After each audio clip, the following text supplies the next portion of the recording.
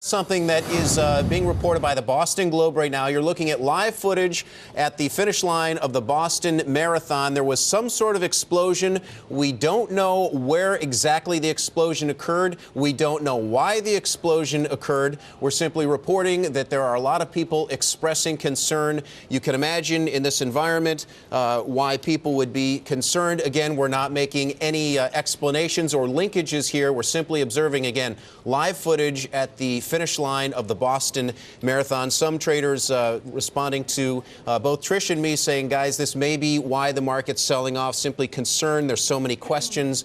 And you can understand, Trish, people hit the sell button on a day when we're already down. I mean, we were already down throughout the session, but we seemed, right before we got news of this, to be bouncing off some of those lows.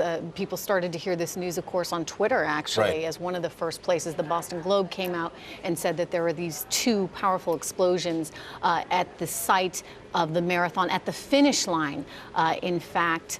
And you can see the video now, a lot of chaos obviously ensuing. And by the way, we should also point out that there are still you're seeing the National Guard there trying to work to clean the mess. There are still so few people that are on the scene, first responders who are able to try to make sense of this. Again, this is all live. We're witnessing this together in real time. This has just happened in Boston. And this is, of course, a very big deal in Boston, a very big deal in New England, and even nationally as well. This marathon, very well known. It's actually had, interestingly enough, on Patriots Day, which is today. It's the third Monday in April.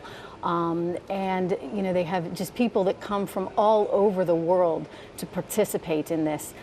Thousands of spectators, roughly 500,000 spectators it brings in every year.